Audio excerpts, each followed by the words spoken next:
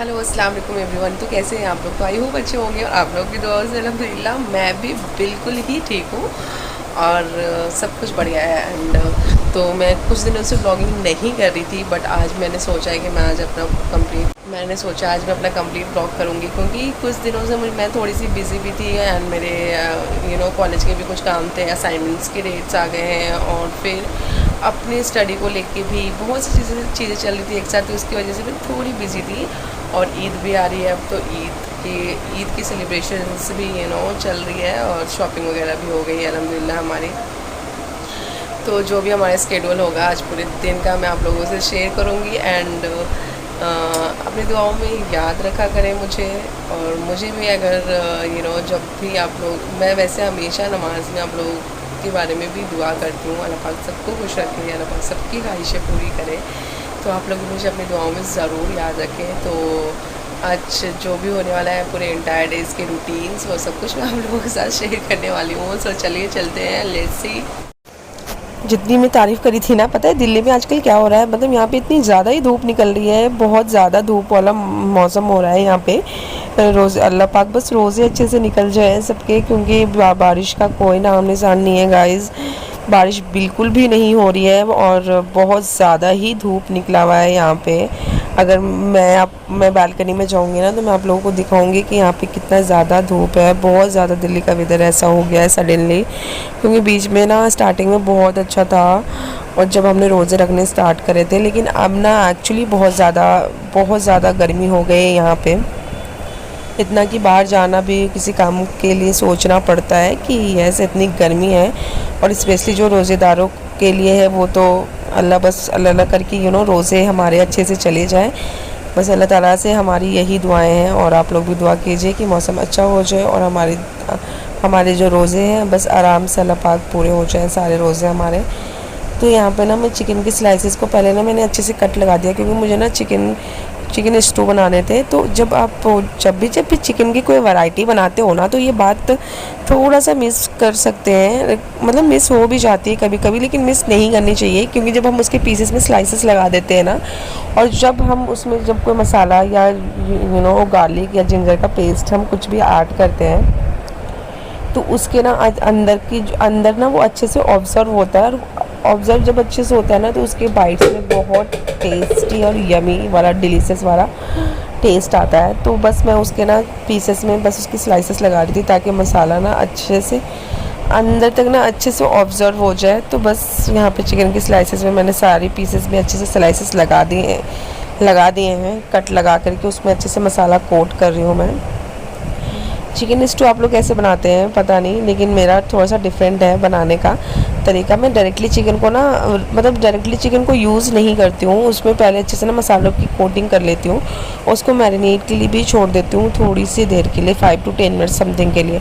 अगर आप normal fries वगैरह कर रहे हो तो आप ज़्यादा भी छोड़ सकते हो। अगर आपको लगता है कि आपको कोई दूसरी डिश बनानी है, और फिर जैसे नॉर्मल जो चिकन ग्रेवी वाली होती है उनके लिए स्पेशली आप छोड़ सकते हो। लेकिन अगर स्टू बनाने हैं ना, तो हमें ज़्यादा मैरिनेट नहीं करने हैं, थोड़ी देर 5 to 10 मिनट्स इनफ होते हैं। तो बस मैंने यहाँ पे मैरिनेट करके यहाँ पे ना मसाले उसमें अच्छे से कोट करके लगा के रख दिए हैं। और साथ साथ ना मैं यहाँ पे अपने फ्राई के भी काम कर रही थी। फ्राई के काम करने के लिए मुझे एक तरफ अनियन चॉप करके मिल गया था, तो मैंने सोचा ना कि मैं पहले इसके अच्छे से बैटर बना दूँ, क्योंकि जो बेसन का बैटर होता है ना वो थोड़ी सी थिक कंसिस्टेंसी होती है, और देन उसमें आप प्याज ऐड करते हो ना, तो फिर ज़्यादा अगर उसकी बैटर अगर अच्छी नहीं बनी है तो फिर पता है ना आपको, सारे प्याज और बैटर थोड़े अलग अलग हो जाते हैं ऑयल में।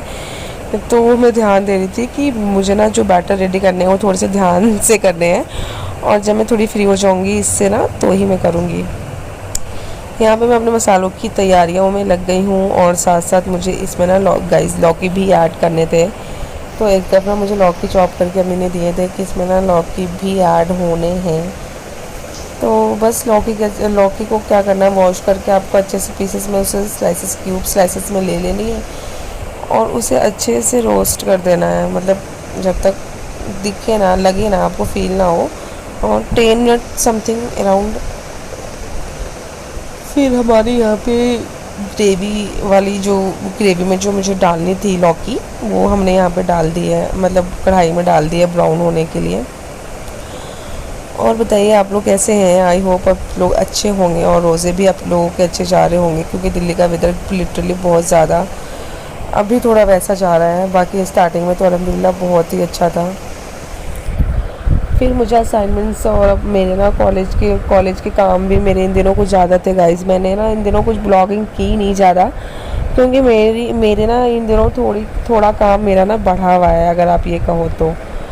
क्योंकि मेरे ना असाइनमेंट्स के डेट्स भी आ गए हैं, और प्लस कॉलेज का भी काम होता है, और फिर आप अपनी स्टडी वो प्रिपरेशंस भी साथ साथ चल रही है मेरी कॉम्पिटिटिव एग्ज़ाम्स की। तो बहुत हेक्टिक डे होता है, एंड फिर ब्लॉग शूट नहीं हो पाता है। तो इसलिए मैंने ना मतलब कुछ दिन से मेरे ब्लॉग शूट नहीं हो पा रहे थे, तो फिर और हम यहाँ नमाज़ पढ़ रही थी तो मैंने उनकी क्लिप्स ले ली थी पीछे से, क्योंकि मैं किचन छोड़ के आई थी थोड़ी देर के लिए रूम में बैठने के लिए। और गर्मी भी इतनी ज़्यादा हो रही है ना आजकल, पता ही नहीं चलता कि पहले तो स्टार्टिंग में ये लग रहा था हम लोगों को मार्च स्टार्ट हो गई, फिर गर्मी क्यों नहीं आई है अभी तक। लो, अब ऐसी गर्मी आई है ना कि सबकी हालत ख़राब होके रह गई है, इतनी ज़्यादा वेदर में चेंजिंग आ गई है सडन वो भी। और फिर यहाँ पे बस मेट्रो मिल गई थी मुझे, ट्रैवल कर रही हूँ मैं यहाँ पे। अपने किसी कॉलेज के काम से भी जाना था मुझे, जामा मस्जिद भी जाना था, कुछ सूट भी परचेज़ करने थे, बहुत सारी चीज़ें बाहर की भी पेंडिंग थी हमारी। और बाहर का भी बाहर जाने की हिम्मत तो इसीलिए भी नहीं हो रही थी, क्योंकि पता ही है आपको कि रोज़ा का टाइम भी जा रहा है, एंड प्लस बाहर के वेदर्स में बहुत चेंजिंग आई है, तो बाहर देखने का भी मन नहीं कर रहा है गाइज़। और ये लिफ्ट की जो लेन थी ना, इतनी ज़्यादा हाई थी, पूरी ऊपर तक की नीचे तक थी। नीचे से इसकी हाइट अगर कोई देखे ना तो कहे कि यार अगर कोई स्लिप हो जाए ना गलती से भी, तो अगर वो नीचे आता है ना तो उसकी बहुत बुरी हालत होने वाली है। इतनी ज़्यादा लंबी लाइन लग लग भी रही थी वहाँ पे, और प्लस ना वो लिफ्ट की लेंथ देख करके भी मुझे बहुत वो लग रहा था। सेकंड थिंग कि बस अल्हम्दुलिल्लाह हम लोगों ने लिफ्ट ले ली। वो सोचा था कि कहीं इंसिडेंट ना हो जाए, देख के बहुत डेंजरस लग रहा था एक्चुअली वो। लेकिन खैर अल्हम्दुलिल्लाह हम खैर खैरियत से हम निकल गए वहाँ से।